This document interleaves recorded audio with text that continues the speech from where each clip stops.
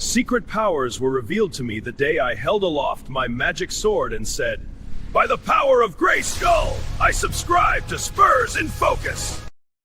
From outer space to San Antonio. Splash! Go Spurs, go! And that is nothing but net.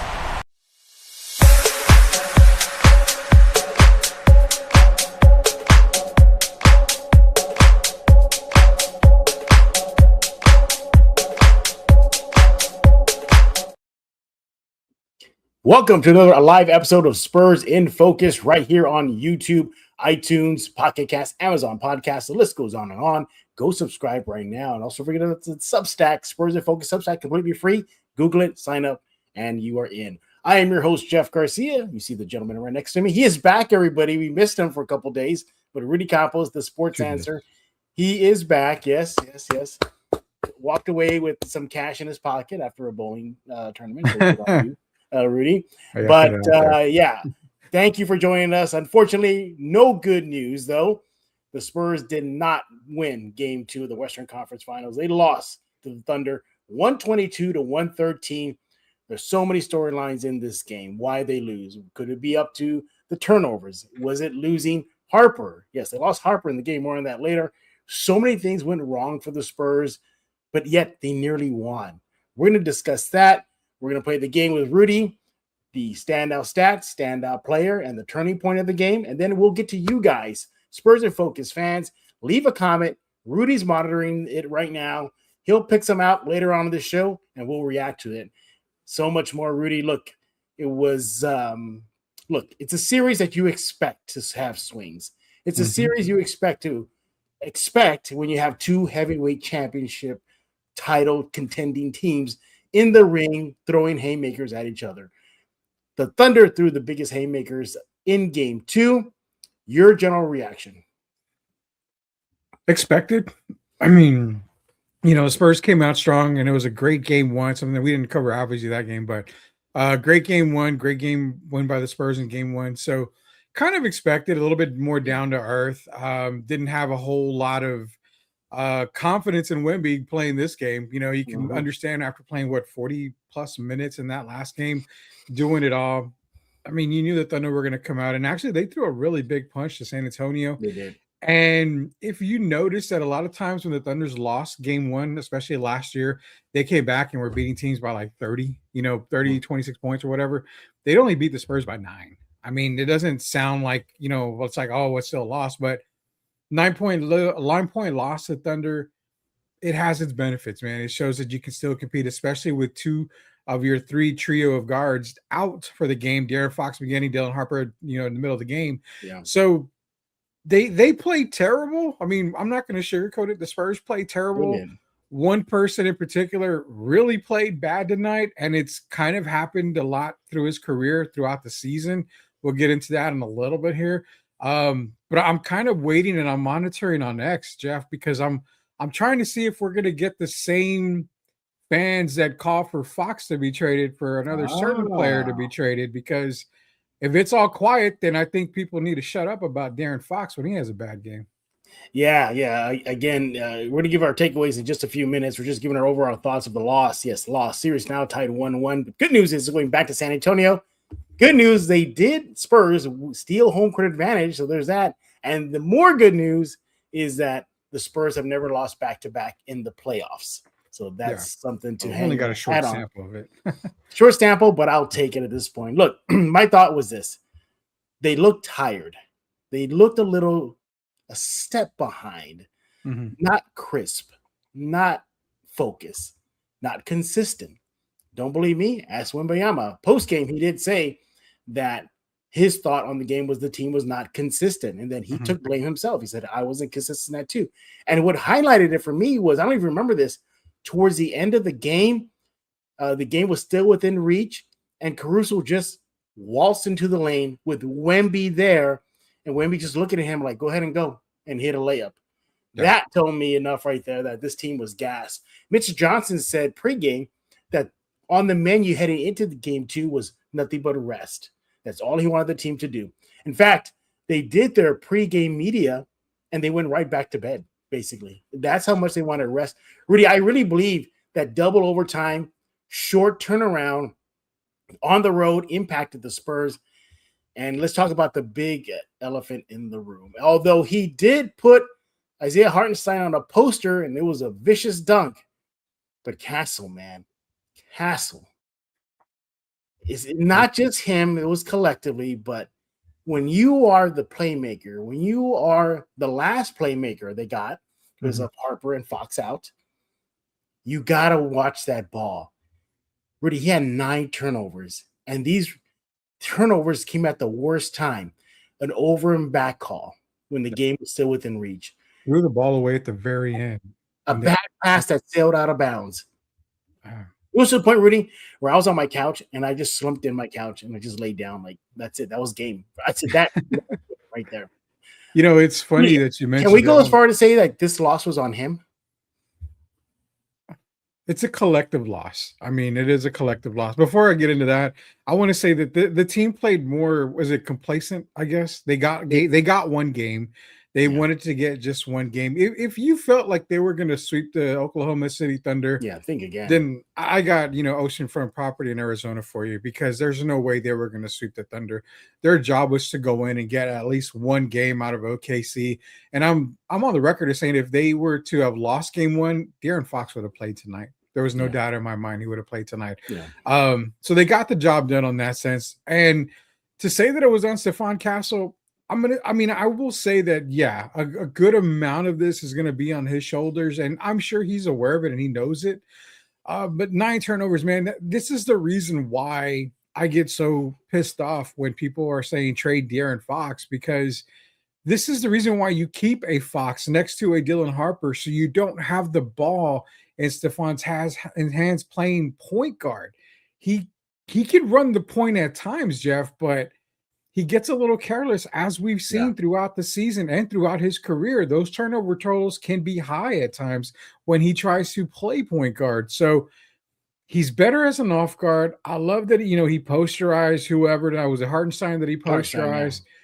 Finished with 25 points. Most of the team did have a good game overall, but he did. You got to remember those turnovers, and those turnovers were at key points of the game. A lot of them in the fourth quarter, man. So, you can't really put the blame on him. I think a lot of it was just like you mentioned, Spurs came out, they were flat a little bit. Kind of just were going through the motions. So you don't want to do that against OKC, but at the same time, you just wanted to get one in OKC. Mission accomplished. Now it's a tied series. You have home court advantage. Take advantage of the home court you got. But can I say probably on a scale of 1 to 10, I would probably say that those turnovers and the way Castle played, probably about 7, 8. It was just the timing of them were just the worst possible times. That's it.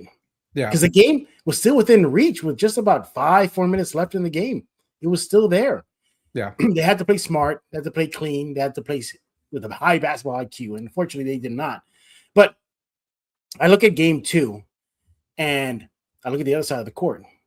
SGA had a signature game. He didn't have a signature game in game 1. He did in game 2. You got contributions from their role players. McCain, timely threes. Wallace, timely threes. Caruso just being havoc out there. Hartenstein. By the way, I guess it's okay to play UFC style of fighting as defense if you're Hartenstein on Wemby, right? Because apparently you can armbar Wemby like in the UFC, right? And the refs don't call it. That pissed me off the most. He should have fouled out in the first freaking quarter. How many times did the NBC replay show Hartenstein grappling Wemby and bending him back? Grappling Wemby and bending him back over and over again, and it didn't get called. They let him get away with murder practically on defending Wemby. So that was one of my biggest gripes.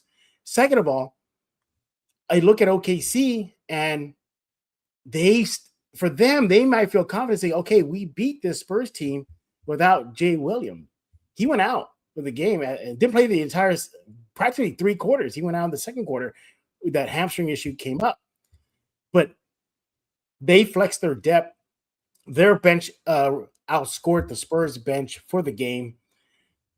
So you need to have more production on that round. But Rudy, if you're the Thunder, first of all, you're wiping your forehead like, whew, we needed that win. But at the same time, you got to know that now you're going to the Spurs gym. You may be down Jay Will. This Thunder team may still be up against the wall, right? Absolutely, man. I mean, there's a positive in this. You lose Jay Will, you end up getting a victory. Spurs lose Dylan Harper, but look at Harper and Fox. If you have both of those guys in, chances are that the Thunder don't win game 2. They're in pretty big trouble. Chances are if one of those guys plays the entire game, then you're probably looking at, OKC down 0-2 in this series. So I think the Thunder are glad that they got a win. And, Thunder fans are not going to admit it. They're going to say, oh, we weren't worried, yada, yada, yada. No, it is worrisome because the Thunder, as hot as they were tonight, like I said, they threw probably their best punch in this series so far in these 2 games. And the Spurs were able to make a comeback throughout the game, especially cutting it down to 2 points there at the end. Then the turnovers happened. They hit a couple of threes. And, it just went their way. That's all it went. The ball bounced their way. The Thunder got the victory. But again, without Jay Will, it's going to be just that much tougher for Oklahoma City to get another victory, I feel, because you're going to expect Fox to be back for game 3.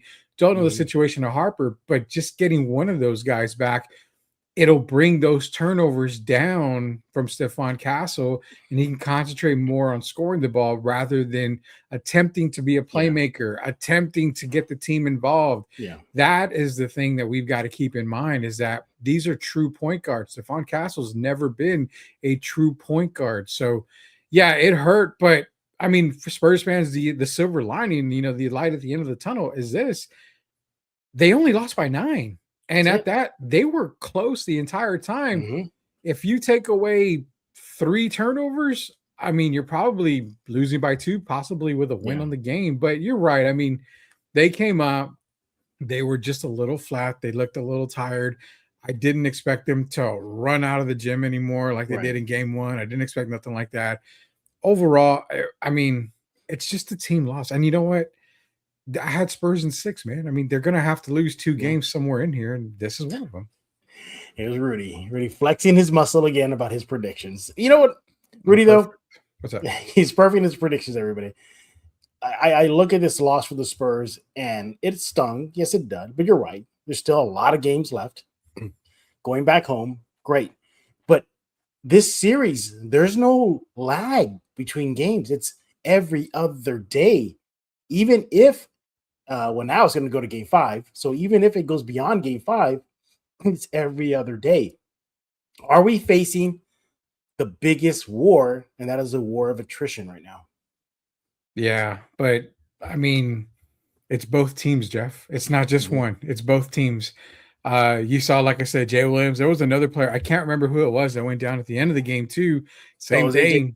AJ Mitchell. So, I mean, you're seeing both teams having the effects of it, and it's going to be which team, gets the best nutrition, gets the best rest. And I didn't like the fact that Wemby played 37 minutes tonight. I understand why he did. But again, 37 minutes coming off of 40-plus minutes that first game. I know you want to try to get wins, but maybe this is that one game where you're Mitch Johnson, you're thinking, okay, we'll play you right around that 30-minute, maybe 29-minute mark. We'll give Cornette some run. We'll give, Olenek, somebody else some run, just to kind of give them a little bit more rest, because you only get a day off in between games. So it's not so much load management that you're doing. It's just, you're getting prepared for at least game 3, because I think game 3 is going to be that one where we kind of have that same game 1 reaction. It's going to go back and forth. It's going to maybe be even another overtime. Both teams are going to come out punching. Who's going to come out on top? That's when you need your big guns out on the court. But yeah, nutrition is big time, dude. I mean, I'm going to go out on the limb, and I'm saying that Williams is probably going to be out for game 3, maybe game 4, because he re-aggravated it. I'm wondering, I did not see the Harper play, so I don't know how bad it was, but I want to say chances of him being out game 3 are pretty high if he was out the entire game for this one. So but the good news is that Fox will likely be returned. So, I fully expect Fox to be back. There's no doubt about that. Me too. And again, a chance for the Spurs to pounce on that. Look, you don't want injuries, but if they're not going to have Jay Will on there, And that's another playmaker scorer that they lost. So, Mhm. yeah, I got to take advantage of that. I look at this game, Rudy, and I wonder if you're the Spurs, how much confidence do you have going into game 3? I like that you brought up about the amount of points they lost by. It was still single digits. Mhm. I like how we mentioned that the Spurs were still in the fight to the bitter end. Yeah. If you're the Spurs, I'm thinking like we were still in it and we were not playing our best game. I bring this up because this reminds me of game 1 versus Minnesota, where Minnesota squeaked by. Yeah. And here we are with the Thunder. They got by, and the Spurs are not their A game. So all in all, I feel confident the Spurs still should have a good, firm belief, confidence that they can escape this series and go to NBA Finals. Rudy, I got to look at some of the numbers here. One thing that stands out to me, and I'll give you my takeaways in just a bit. By the way, in case you're wondering, Shai Gilgeous, 30 points, 4 rebounds, 9 assists, made all his free throws, plus 14 for the Thunder. So, yeah, he had a signature Shai Gilgeous game. But when I look at this is that you see the little stats that pop up that show maybe the Spurs are a little gassed. The Thunder clearly won the assist battle, 34-22. Mhm. All right. Turnovers, Spurs 21 turnovers. More on that later. To the Thunder's 10. So again, playing cleaner ball right there. And then I also look at this too. Time leading.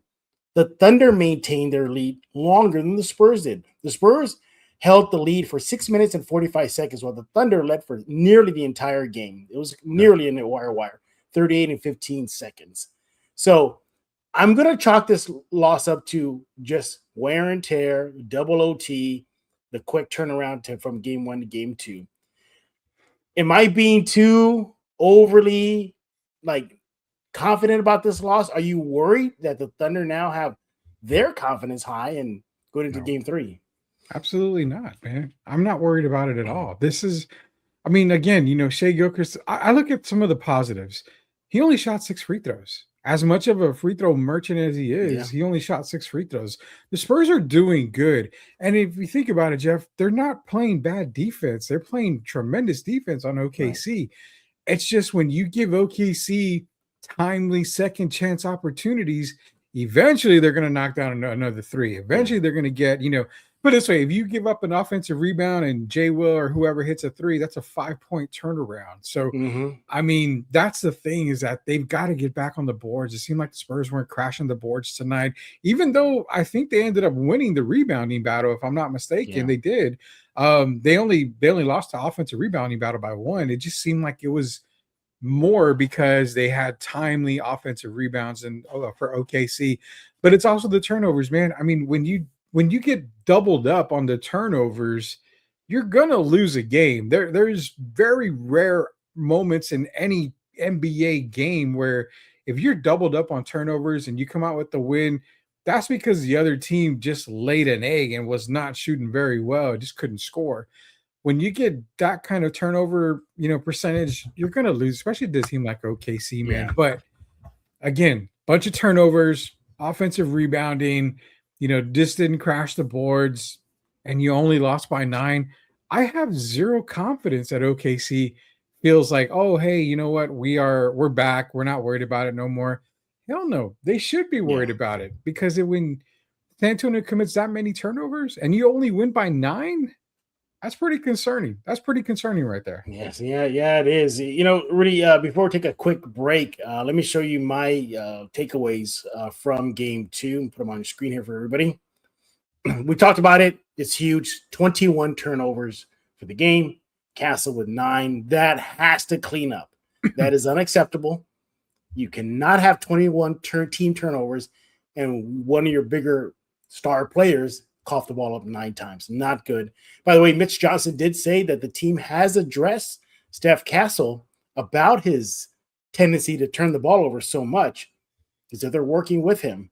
So there's that. Victor Wembanyama said collectively the team turned the ball over way too much. So it's on the back of their heads. So there's that. Second takeaway. 17 OKC offensive rebounds. Hartenstein with 8. He was out muscling Wemby for those offensive rebounds. He was getting those second chance opportunities, just him alone. But 17 Offensive rebounds for OKC, unacceptable. Second chance opportunities right there for the Thunder, and they took advantage of that. Can we talk about points off turnover? OKC, 27 points off the Spurs, 21 turnovers. By the way, they had 28 points off turnovers in game one. They are thriving on this. This is why OKC was in it and forcing double overtime in game one. This is why the Thunder won, a big part, I should say, won game two. I'm going to leave this on your screen a little longer, everybody. Rudy, your thoughts? Yeah, I mean, number one, it's got to be circled. It's got to be highlighted. It's got to be posted on the bulletin board, man. 21 turnovers, like I said, to OKC's 10 turnovers. I mean, Steph Castle had almost as many turnovers by himself as OKC did as a team. That's not going to get you wins, especially in the playoffs, man. In the conference finals, it's not going to get you wins at all. So that was going to be the big one that I liked. I understand you put the offensive rebounds to Hardenstein with 8.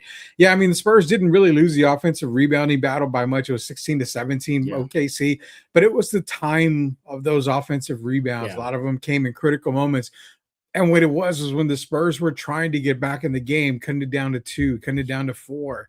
Then OKC would miss a shot. McCain would miss a 3, offensive rebound Hardenstein, offensive rebound somebody, get back out, hit a 3-point shot. Boom, there goes the lead again. So it was the timing of it. And the points off turnovers, man.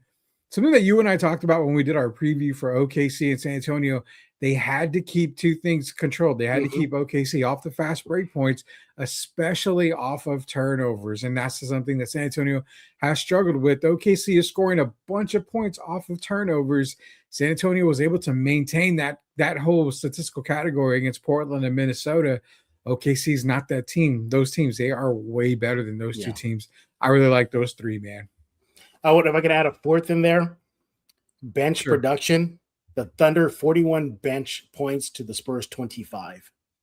So another big reason why the Thunder got the W. Hey, we're going to take a quick break. When we get back, we're going to get Rudy's takeaways. We're going to get to your comments, turning point, all that good stuff coming up next right here on Spurs in Focus with the best bowler in the world, apparently. That's Rudy Campos. That's what I heard. That's what the streets are saying. All right, we'll be back. We'll be back, everybody. As the new leader of the Decepticons, I command you to subscribe to Spurs in Focus.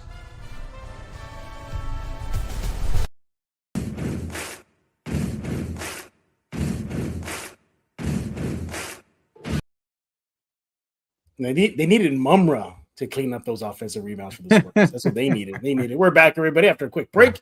Mr. Rudy Campos, the Sports Answer. He's on X at the Sports Answer. I'm on X at Jeff G Spurs Zone.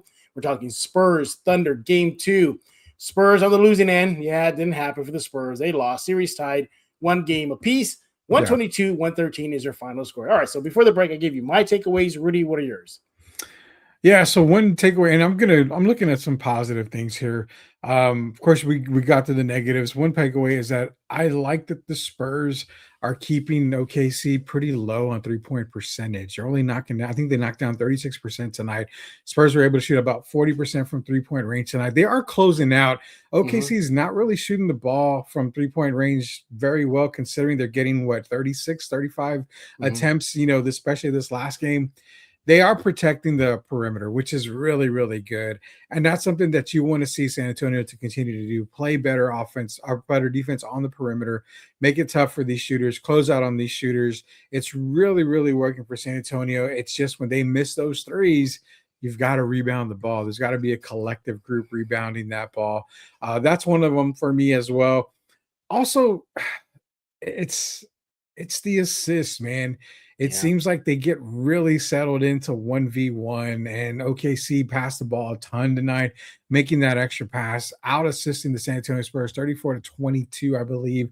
But that's what it is. The Spurs are a very tough team when they're able to move the ball around. I know Steph Castle, he kind of dribbled the ball a little bit too much sometimes tonight, and that's fine. He's playing point guard. He's trying to get everybody in their spot. So those two things there. And I want to give one more, Jeff, my takeaway here. And this goes for OKC. It goes for San Antonio. It goes for the entire NBA. And it's coming down to this, man.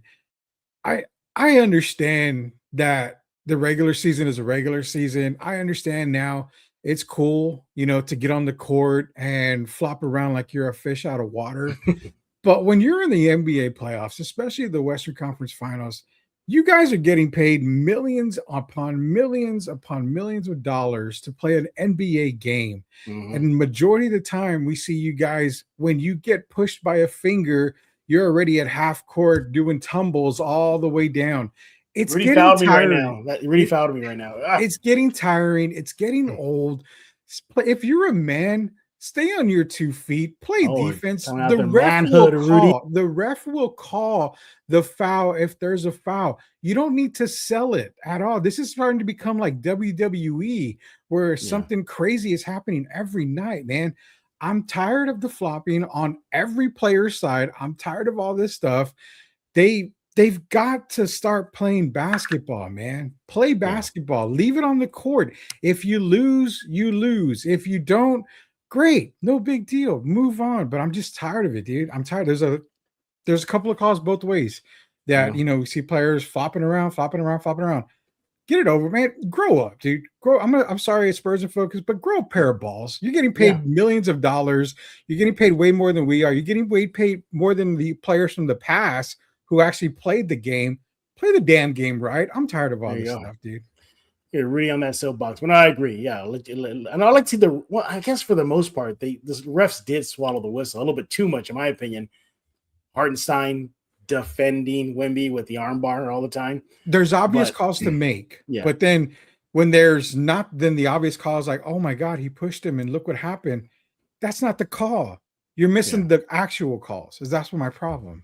Exactly. All right. Well, let's get into some final stats here. Wemby had a good game, but it wasn't a duplication of game 1. 21 points, 17 rebounds, 6 assists, plus 1 on the night in 37 minutes. Shot 50% from the field and made 3 of 7 3-pointers. Steph Castle, 25 points, 5 rebounds, 8 assists, but you all know 9 turnovers. Those turnovers costed a lot. Minus 11 on the game. So there's that. And he did posterize Hartenstein, but pretty sure he would love to have that back and the Spurs win. Devin Vassell quietly had a good game. 22 points, 4 rebounds, 1 assist in 37 minutes. Made all his free throws, went to free throw line twice, 50% shooting from the field. Dylan Harper, excuse me, everybody, before he got hurt, 12 points, 2 rebounds, and 3 assists in 24 minutes. Mitch Johnson did address it. He said he does not know the extent of Harper's injury. He also went on to talk about Fox's injury and if it's bigger than maybe what they're letting on. And he just said they're playing it by ear with Fox. So there's that. Julian Champagny, 8 points, 5 rebounds, and 2 assists. Luke Cornett, 4 points, 2 rebounds. Keldon Johnson, 10 points, 5 rebounds, 1 assist. Kudos to him. He kept the Spurs in the fight towards the offensive rebounds, getting and ones, getting rebounds, scoring, drawing fouls. He did a really good job. Just wasn't enough. And Jordan McLaughlin, he got in 6 points, 1 rebound, 1 assist. I wanted him to be out there longer than 7 minutes that he was out there. You needed a steady hand, a guy who's not going to turn the ball over. He was right there, but they sat him. They only put him 7 minutes. Your thoughts? Yeah, he was actually going to be one of my standout players was Jordan McLaughlin. And I'll talk about him now. I mean, he's on the team for a reason. He's a point guard. You have your number 1 point guard out in De'Aaron Fox. You have Dylan Harper, who went out with an injury. Your number 2 point guard. What's the point in having a Jordan McLaughlin on the court if you can't give him more minutes? In that 7 minutes, I mean, he knocked down 2 threes. He was 2 of 3 from 3. He only had 1 turnover, but he played like he belonged. And that's the thing, is that this team was actually playing a little bit better. Now, don't give me the plus or minus. It was minus 10 for Jordan McLaughlin. But again, I always don't buy that a lot of times. So when McLaughlin was out there, he's your point guard. He's your true point guard. He'll open it up for everybody else. He'll take the ball out of Stephon Castle's hand so he doesn't have to be that point guard, that distributor, the guy to run the team. He can play off the ball. That way he plays a whole lot better. So I'm hoping if Harper is out for game 3, I'm hoping that Jordan McLaughlin played well enough where Mitch is going to look his way and say, okay, you are my backup tonight. Give the kid some run, man. I mean, he was doing fantastic. I am shocked that he wasn't there, for at least 10, 15 minutes. Yeah. I want him out there. Minimize turnovers. He's a veteran of the game. He's played alongside guys like Mike Conley. Yeah, so, exactly. Yeah, there's that. By the way, 1 turnover for him. He had 3 points in the opening quarter, 3 more points in the third period, and that's it. That's all he played for the entire game. So and in this situation, you ignore the plus minus because it's a very small sample size, so you ignore it. But I really thought it should be out there. And then just to round out the box score, everybody, see Harrison Barnes, he had 5 points and 3 rebounds. Team wise, well, the Spurs did out rebound the Thunder, as Rudy mentioned. The Spurs shot 49% from the field to the Thunder's 48%. Free throw line, Spurs 88%. Thunder 79%. 3-pointers, Spurs made 3 more than the Thunder, 16-13. But of course, we all know the story of the day. Turnovers, 21 turnovers for the Spurs, 27 points off those turnovers for the Thunder. And second chance points even went to the Spurs, 22-17. Yeah. So, there it is. All right, it's time to play the game with Rudy. He does not know what graphic I'm going to put up. Is it going to be standout stats, turning point, standout players? Let's find out.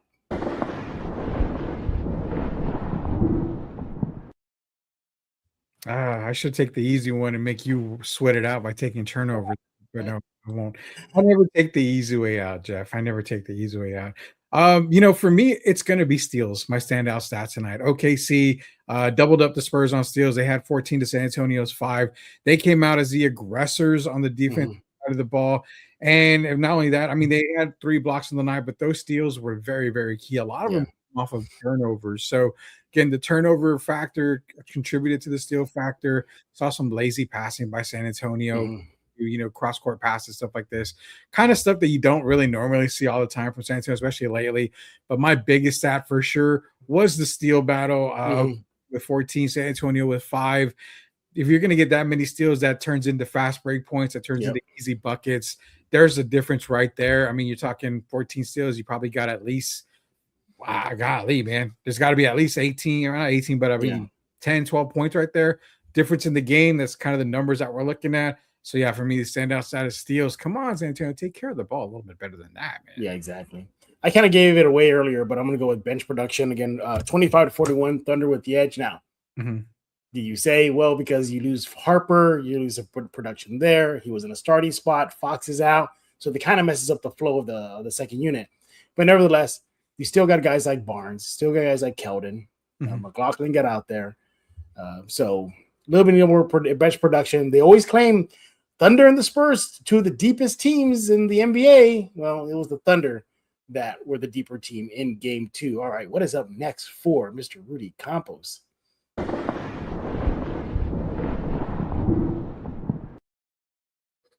Yeah, turning point for me, easy. Fourth quarter with the turnovers by Stephon Castle. That's a turning point. Spurs fought, they clawed, they got their way into the game, then it was turnover. Fought, clawed their way back into the game, turnover at the end of the game. He threw a backdoor bounce pass to somebody. Maybe it was Tulo. I have no idea.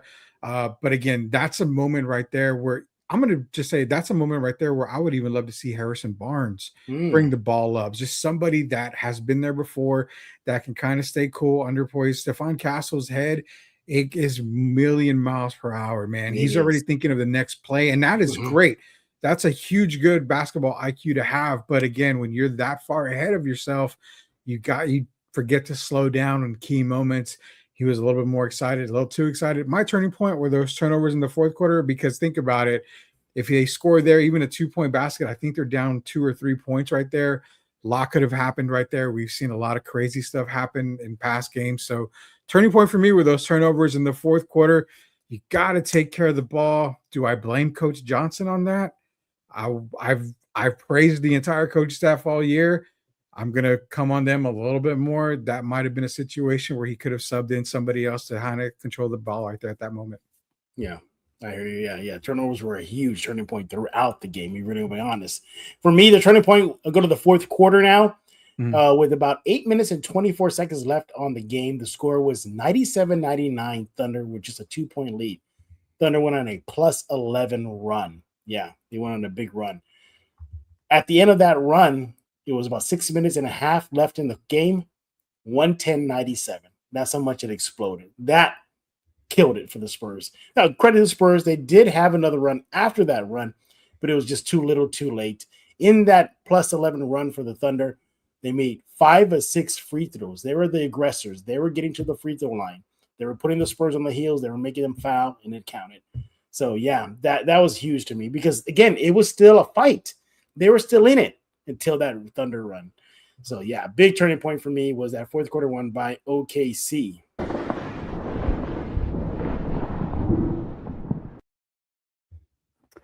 Well, I mentioned one of them earlier. Jordan McLaughlin came in for 7 minutes, scored 6 points, made a pretty good impression. I know as far as, Spurs fans out there and as far as the coaching staff out there, hoping to see a little bit more from him. If Dylan Harper or De'Aaron Fox are out for game 3, love to see Jordan McLaughlin get a whole lot more run. Another player that I'm going to circle here. It's going to be Keldon Johnson, man. Okay. I mean, Keldon Johnson with 10 points, 5 rebounds, all 5 rebounds offensively. Gave some fits to Chet, but also kind of saw a little bit of the lack of playoff experience in Keldon. Thunder were able to get into the basket, kind of take to him a little bit there. But what I loved from Keldon Johnson was the high energy. He kept playing with the high motor that he does have. He was able to just keep the Spurs in the game when he was able to play in the game and had a little bit of an impact in there. So Keldon Johnson is my standout player. As always, Jeff, I always give you the easy one. So again, I don't want you to work too hard. I'm not going to pick Victor Wembanyama. Are you going to pick Stephon Castle? Because that's pretty easy too. I'm not. Those turnovers killed it for me. I can't. Those are unforgivable. But there's only one other player, so it's probably Devin Vassell, I'm sure, right? No, you strike out again. I'm going with Dylan Harper. Dylan Harper, before he got injured, I started thinking this. Sure, the Thunder in the series don't have an answer for Wemby, but why does it seem like the Thunder don't have an answer for Harper now? Because they don't. He cooks them. Yep. Every single time, and he gets to the rim with ease. Doesn't matter if it's SGA, Caruso, J. Will, Wallace. He gets to the rim and he makes things happen every time he's on that court. 12 points, 2 rebounds, 3 assists in 24 minutes before he got hurt. He was a +6 for the Spurs in that time period. He had 1 turnover in that run and 2 defensive rebounds for the game before he got hurt. And that's why I hope he's back. But I'm starting to think the Spurs, they have a guy with Harper that I don't think the Thunder can contend with. Your thoughts? I don't disagree with you at all. I mean, there's a reason why I had him as a superstar coming in, from the NBA draft is because the kid is ready. He's been ready. Yeah. I mean, if you would have said Dylan Harper could have came into the NBA straight out of high school, I would have agreed 100% with you. He just had to go to Rutgers to play 1 year. That's what they have to do now. So Dylan Harper, he's becoming a player that's very difficult to guard. Why is that? Because he is a 99 rating using his left hand and a 99 rating using his right hand. The guy can get to the basket, makes it so tough. He's a more controlled Stephon Castle. That's the best way you can play it. Where Stephon Castle is like the Tasmanian devil, Dylan Harper is just calm and cool and smooth when he gets to the basket. So he's getting to be a player that's going to be very difficult. And that's why I said if you had either Fox or Harper playing tonight, a full game, the chances of San Antonio going up 2-0 are probably very likely. So with Harper going out, Castle being done, again, Spurs only lost by 9. Can I use your words, Jeff? OKC's cooked if they're only able to win by 9. I mean, being honest. Yeah.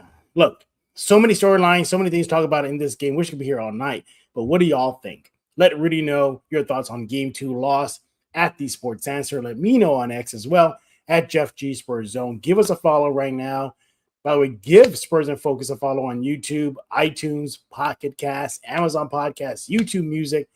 Go check out the Substack. Completely free. Spurs in Focus Substack. Google it. Sign up right now. We're not going to end the show without talking with you guys now. It's your turn. Rudy's manning the comment section. Rudy, what do we got? Got a ton of them, man. The one that just came in, it says if Jordan McLaughlin gets more minutes on the next game and scores 10 points, Spurs front obviously to give a check to Jeff and Rudy because they know ball. I totally No, Rudy agree. doesn't know ball. I don't know if you know that, Tim. Apparently, Rudy I does not don't know ball Yeah. yet. I mean, we're not on Spurs in focus for entertainment purposes. We're here Yeah. to call it like it is. So I don't know what any other podcast does, but Texas Rican says, what up? Shout out to him. He's always been a supporter of the fans here. Kimberly Vaughn, turnovers and second chance points for OKC. Clean the turnovers and we're golden. It's that simple. Turnovers was kind of the big factor tonight. Big dogs. I could have swore we wanted to try the Wemby and Luka combo early in the season. What happened? Why didn't it happen tonight? Would this have been a game you might have used that combination, Jeff? I think so. The way Hartenstein was just, getting those boards and everything, might as well. Good point. I mean, I think you only gave Luke 11 minutes tonight. I mean, you probably should have done that if you were getting kind of killed on those second chance opportunities. Probably a Luke Cornett, Victor Wembanyama would have worked. Hey, speaking of bigs, I'm just curious. Why doesn't Chet want to check Wemby? Scared? Am I missing something here? I thought these are similar build kind of guys, similar skill set, similar. And I say mirror, similar. Well, it's like he doesn't want the challenge. Like, man up. Well, man up. Yeah, you're right. I mean, Chet Holmgren has always had difficulties battling Victor Wembanyama. Wemby kind of has his number. Chet plays scared, man. He really does when it comes to Victor, and you can easily tell he plays scared. I don't know why he is scared of Victor. It just comes down to he just doesn't have the talent that Victor does. Simple as that. I mean, there's really no other way to put it. Someone please talk to Castle about protecting the ball. Oh, the Spurs, according to Mitch Johnson, have already. They've already talked to him. Good evening, gents. Shout out to Silver Wolf Ventures. Can we give him a round of applause? Yeah, if you can cue it up there. I think there you go. Supporters here. OKC didn't really do much tonight. Spurs beat themselves more. That's the key. San Antonio, they beat themselves. If there's a game where they did, it was this one right here. Spurs are still in good situation. Tim Gonzalez saw 8 minutes in the fourth quarter. Again, Tex Rican's back in here 9 tonight, 11 game one. Way too many turnover wire. Spurs in 6. They're calling it still. Castle with turning the ball over. But a year of yours, KWAPT. I hate saying that because I don't know if I'm cussing or saying something bad. You're not. I already told you. It stands for Kobe wears a purple, and I don't remember what the T stands for. Quap. Let us know what it means. Yes. When I say quapped, I always think I'm going to say something different. So Adam Silver brought in Tony Brothers. I saw that earlier. Now, I'm going to tell you, I saw the Tony Brothers thing. I thought, okay, it's probably going to be an OKC win. Do you know? Let me see if you can figure out. Do you know when I knew the Spurs were going to lose, Jeff? Wow. Do you know when I knew it was going to happen? When did you know? When they wore their white jerseys. Well, didn't they wear them in game? No, they wore their icon. They were They wore their icon jerseys. Yeah. When I saw them in their white jerseys tonight, I said, doesn't feel good. Doesn't feel good. Do me a favor, guys. Wear your damn Fiesta jerseys, the white Fiesta jerseys from a couple of years back, rather than just the plain association white jerseys. I just didn't have a good feeling about that. Well, Rudy, would it make you feel better that game 3 they're wearing their black icon jerseys? Oh God, that's game 3 win. Chalk it up for San Antonio. It's a guarantee. Okay, but wait. On Sunday, game 4, they're wearing their white association. 2-2. 2-2 series. We're going back to OKC 2-2. Jeff, did you see the SGA body language? I see the Spurs defense is giving him a hard time. That's a great point, man. SGA had 30 points, but again, he does not like playing San Antonio because they can play defense on him. That's the thing, is that they can lock down SGA if they really wanted to.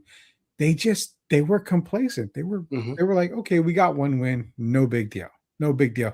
Harper and Fox play. SGA probably ends up with 24 tonight. There's no doubt about that. More comments, man. AKC isn't that much better than the Spurs. Something that I've been trying to get Jeff to buy into. He doesn't believe. I've kind of bought into it, but are you seeing? I'm seeing it more now. Okay. I'm seeing it more now. Now you're seeing why I said this team is kind of a they're not overhyped as you yes. Think. For the record, I don't want Fox to be traded because of Castle was willing to part ways with Fox because we have Harper. Don't want to get rid of Fox or Harper, obviously, because you want Steph Castle to still be aggressive and you don't want the ball in his hand. Man, longtime guy, Wesley Perkins in here. Yes, Wesley Perkins. Give him a little long time. Any word on Harper? No word yet. I did see a video where Harper was walking around okay, so may not be as bad as we think. We're leaving precautionary. Peter Aguilar here, right? And they were there right till the end. Can't ask for better. Yep. Shout out to Jacob Eric reading the market. We should be all right Yeah. when Fox gets back. Seeing Castle out there with his top defense reminds me of when Jeremy ran the point. Yeah, God bless. It's a good point, dude. It's similar to when Jeremy ran the point because Jeremy would turn the damn ball over and he wasn't a true point guard. Something that we kind of hit on too. Wesley back in here. Then we got man with no name. Yeah, no name. Games rigged. Hardenstein fouls all game and doesn't get called. Apparently, Hardenstein can pull the hair, and not get any type of call. And armbar Wemby every time he plays defense on him. No, NOT Paradise. Mitch has got to say something. Mitch did say something. So Jeff has verified that Mitch Johnson did talk to Stephon Castle. Yeah. Victor did say that it was a collective group on the turnovers position tonight. They know, again, remember, Jeff, I told you. Well, Victor brought it up because he said they should have been better at protecting the ball handlers. Like, like preserving the ball as well themselves. So. I think something like that as a coach, you probably want to have a big or somebody in the backcourt setting a screen. That way you can kind of free them up a little bit, get into the front court. What was that thing? Mitch got to say something. Oh, here it is. So you mentioned about Wemby. Yeah. And we got a bunch of other comments, pretty much all of them on turnovers. That's what we didn't get to a whole lot there, but there was a bunch of them on turnovers. You mentioned about Wemby. One thing that you and I have focused on a whole lot through this season, and one thing that I brought up to you a lot, is that when the Spurs lose, no matter if it's by 30 points or by 3 points, when they lose, they don't get rattled. They go back to the drawing board. They know what they did. They've already admitted that, okay, we didn't protect the ball as well as we're supposed to. Now, they also understand we didn't have a true point guard out there. McLaughlin is, but he didn't get a whole lot of run. Yeah. I guarantee you they're going to come out next game, better game plan, still calm and cool, because they've done that all season long. Do you think it's going to still continue, or do you still think that maybe they're going to be a little rattled after this game? I don't think they're going to be rattled. What I'm more worried about, and I brought it up earlier, is that I hope they're not already gassed because it's every other day now. Now, guess what? They have to travel now to San Antonio. Yeah. So they're probably going to leave tonight. They're probably gone already.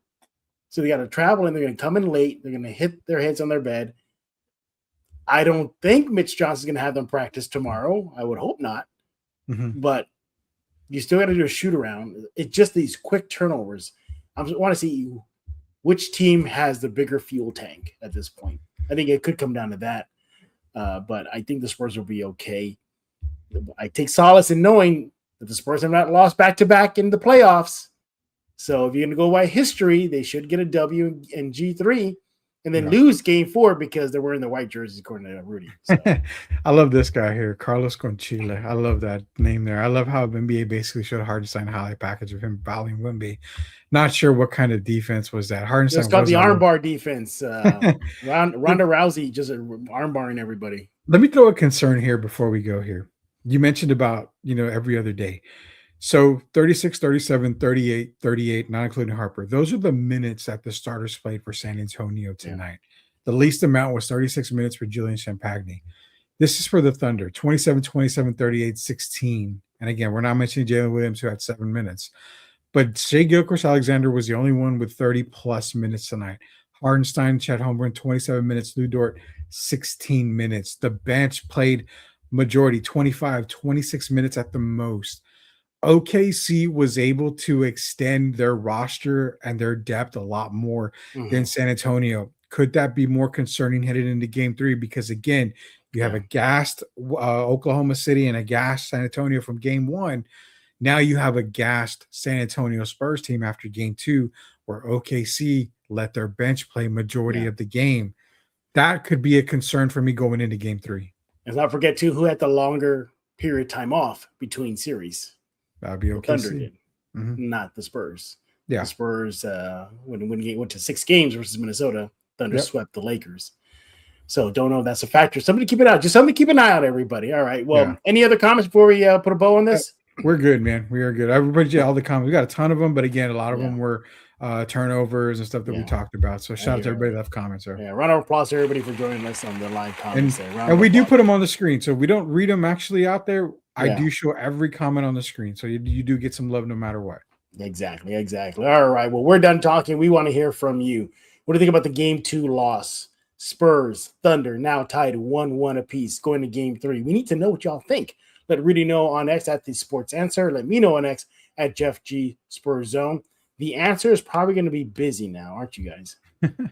Pretty much, man. We've got our Friday drive show. It's myself and Derek Irvin. You can catch it on Answer Now TV every single Friday. We've got a nice little show coming up this weekend. Not only that, we have other shows that we're in the works of launching with other people.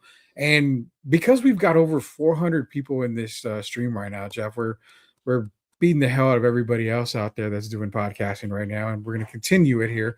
I'm putting it out there. So the Sports Answer is looking for intern type people. Oh, there you go. Listen up, everybody. What does that mean? That means that if you ever wanted to jump on a podcast, you ever wanted to do some possible sideline work, you ever wanted to just get your feet wet in kind of sports media, contact me. Why? Because you'll be working alongside myself, Derek Irvin, great producer Shamaya Reed. You'll also maybe have the opportunity to work with the guy next to me, Jeff Garcia, who's also a part of the Answer Now TV family here at Sports Answer. So if you guys are interested, shoot me a DM. We'll talk a little bit there. It's not a paying gig, obviously, because I don't get paid. Nobody gets paid when we're doing this. But again, it's good for people that want to get into sports media. You get to rub elbows with a lot of people as well. So yeah, putting it out there. We're looking at a bunch more shows, man. There you go. Go sign up right now. Or better yet, just follow Rudy on X, DM him at the Sports Answer. You want to do that ASAP, take advantage of that opportunity, everybody. Tell you, Rudy will help guide you. He will, and the rest of the crew there. So join that crew ASAP. I urge you to do that. We will be back tomorrow. I think we have Mr. Espinosa from the Sports Rush out in Corpus Christi. He's on deck. We're going to be previewing Game 3 in San Antonio. Adjustments, dive deeper in what we were seeing through 2 games of this series, Spurs Thunder. Again, Spurs lose Game 2 out at OKC, 122-113, but still home court advantage and going back home. So there's that, everybody. So also don't forget to subscribe to Spurs in Focus on YouTube Music, Pocket Cast, Amazon Podcast, Spotify, iTunes, so many places you can get it. Also subscribe to Spurs in Focus on the Substack. It is completely free. We have daily content there. We can get some freebies. And when Spurs wins, if you're in San Antonio, just what is going around right now in Spurs news world, stuff they're still doing out in the community. So there's a lot to digest over at Spurs in Focus. Go give us a subscription ASAP. And again, it is completely free. And by the way, me and Rudy, we thank you for making Spurs in Focus your first and only spot for all things San Antonio Spurs. Don't go anywhere else. Stay right here. Ignore the rest. Unsubscribe to them. Just subscribe here to Spurs in Focus, and you'll be gold. You'll be gold. And again, we'll be back tomorrow with a brand new episode previewing Game 3. So for Mr. Rudy Campos, I am Jeff Garcia. Now you're in focus with Spurs in Focus.